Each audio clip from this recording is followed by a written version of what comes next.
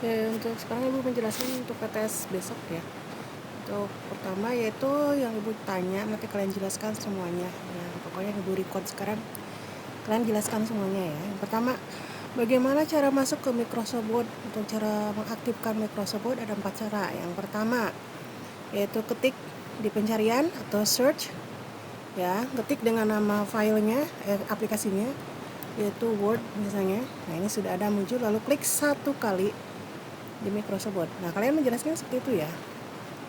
Baru satu. Yang kedua yaitu klik di Start. Ini namanya Start. Keluar kan? Start. Lalu ketik di pencarian sama kayak tadi lagi Word. Nah, ini udah muncul, baru klik satu kali. Nah, ini baru satu. Lalu yang ketiga yaitu klik dua kali icon yang ada di desktop. Ini namanya desktop.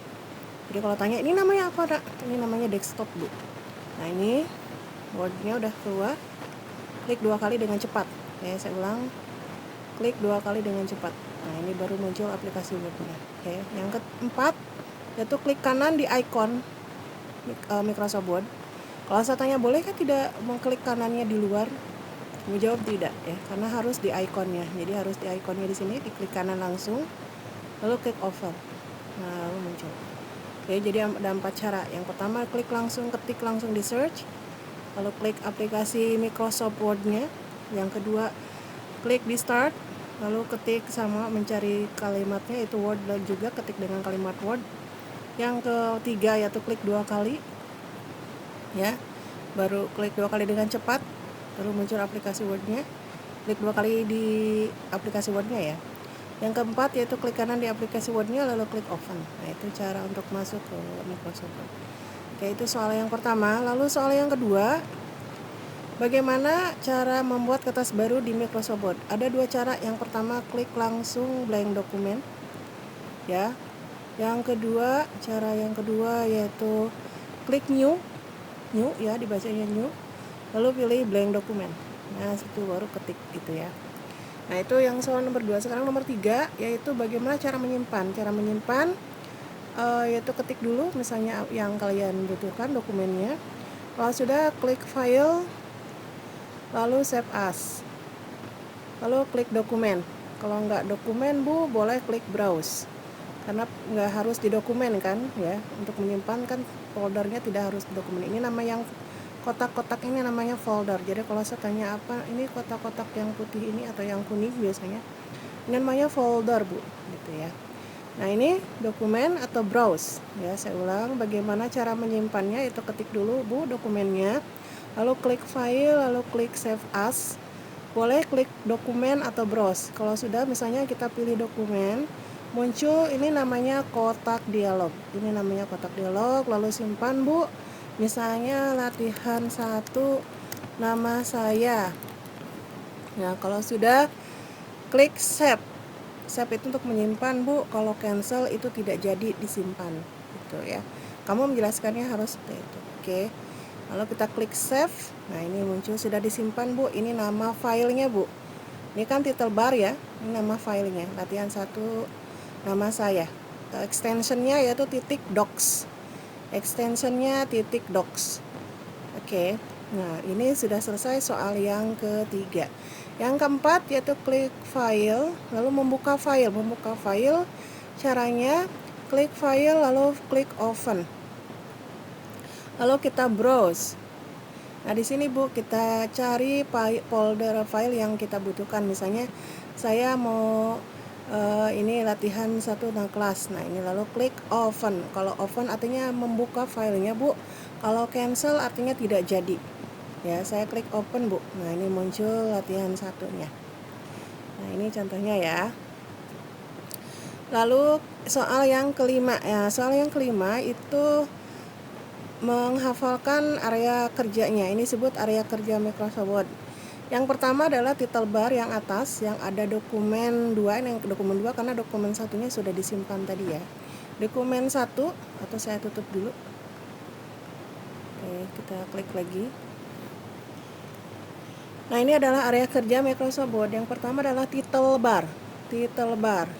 Title bar. Yang pertama title bar itu ada yang paling atas, yaitu ada tulisan dokumen 1, minus Word atau ini aplikasi Word ya. Kalau Excel ya, di sini ada minimize, ini ada maximize, lalu ini X ya. Ini adalah title bar ya, kalian menjelaskan seperti itu. Ini adalah title bar. Yang kedua adalah menu bar itu dari file sampai help.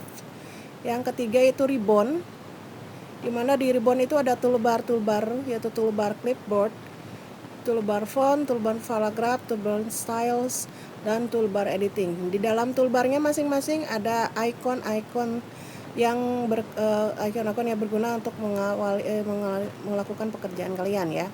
Jadi yang kecil-kecil ini namanya icon-icon. Nah, ini keluarganya yaitu ya. Ini kalau kayak toolbar clipboard, keluarganya yaitu copy, cut, paste gitu kan. Kalau font, keluarganya yaitu font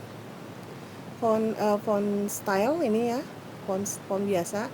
Lalu font size, lalu misalnya di bold, ini italic, underline, kalian sudah hafal kan kalau ini ya, menebalkan, miring, garis bawah. Nah, ini untuk warna tulisan yang ini ya. Terus ini X2 kuadrat, contohnya kalau yang dipakainya itu X2, duanya ke bawah gitu. Nah, kalau duanya ke atas berarti ini gitu ya. Seperti itu. Lalu ini rata kiri atau left, rata tengah atau center, rata kanan atau origin, right, yang rata kiri kanan atau just TV ya. Lalu ini penomoran, ini bullet, ada ini ya, bullet library, yang ini ya numbering ya. Ini bullet, ini numbering. Lalu ini warna kotak ya, warna tabel. Ini tabel. Oke, jadi kalian menjelaskannya cukup seperti itu. Title bar untuk judul dokumen Bu, menu bar dari file sampai help, toolbar yaitu ada berapa di sini toolbarnya, alasannya ini ada 1, 2, 3, 4, 5 Bu. Toolbar font, salah satu ikonnya yang kamu ketahui apa aja. Toolbar font contohnya Bu, bold, italic, underline. Fungsinya untuk apa kalau saya tanya ya? Fungsinya bold itu untuk menebalkan Bu, italic untuk memiringkan garis bawah, untuk U untuk garis bawah. Kalau toolbar paragraph yang rata tengah yang mana? Kamu tinggal tunjuk yang ini Bu. Contoh ya. Kalau bullet yang mana? Kalau bullet yang ini Bu. Kalau numbering yang ini Bu. Gitu ya. Untuk ukuran font di mana? Di sini Bu.